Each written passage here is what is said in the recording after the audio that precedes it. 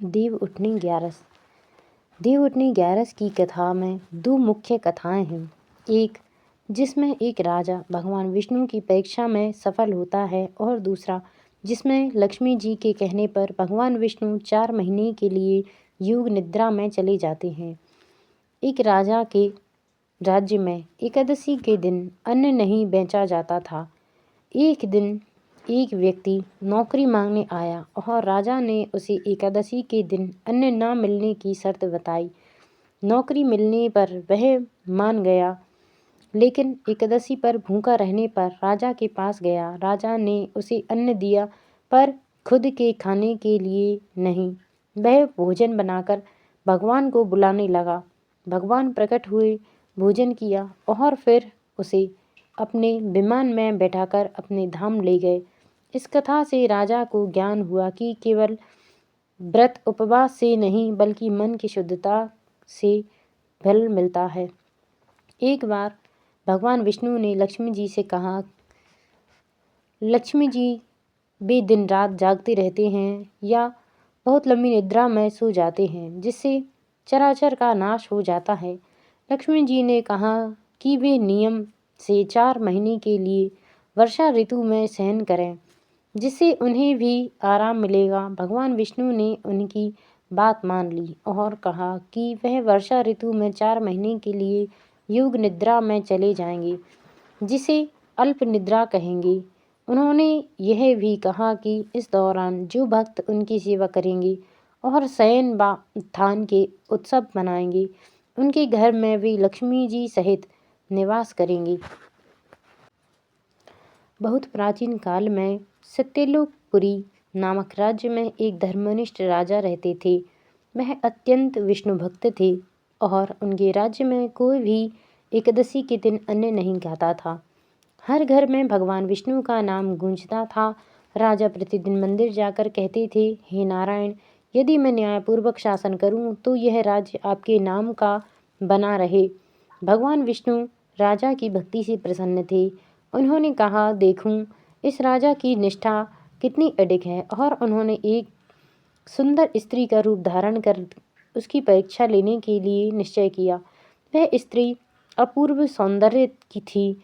जब वह राजा के सामने पहुंचे तो बोली, राजन, मैं आपसे विवाह करना चाहती हूँ, पर एक शर्त है, जो भोजन मैं बनाऊं वही आपको करना होगा। राजा ने शर्त स्वीकार की, पर कहा, मेरी भी एक शर्त है, मैं एकादशी के दिन केवल फलाहार करूँगा। विवाह के कुछ दिन बाद सुखपूर्वक बीते। एक दिन एकादशी आई। रानी ने स्वादिष्ट भोजन बनाया और राजा से कहा, राजन, आज मेरे हाथ का भोजन कीजिए। राजा बोले, प्रिय, आज एकादशी है, मैं केवल फलाहार ही करूँगा।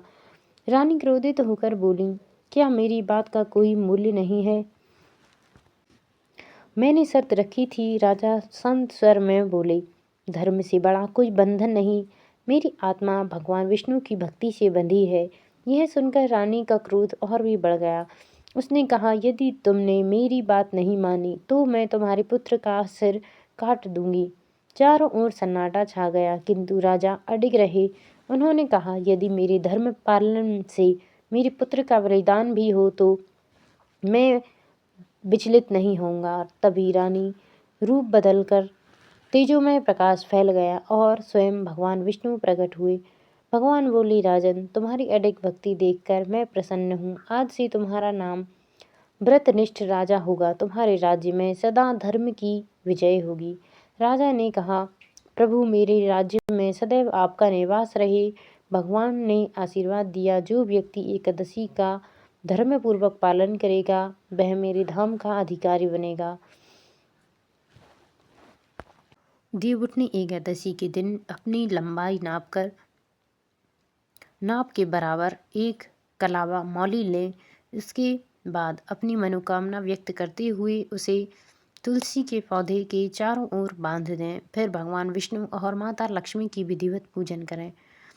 भगवान विष्णु की कृपा प्राप्त करने के लिए देवउठनी ग्यारस के दिन सुबह पूजा अर्चना करें, ब्रह्म मुहूर्त में उठें एवं स्नान आदि करें। इसके बाद मंदिर या गरीब लोगों में अन्न, धन, पीली चीज़ें दान करें। ऐसी धार्मिक मान्यता है कि एकादशी के दिन चीज़ों का ध्यान करने से धन का लाभ होता है और धन का लाभ का योग बनता है और भगवान की कृपा प्राप्त होती है।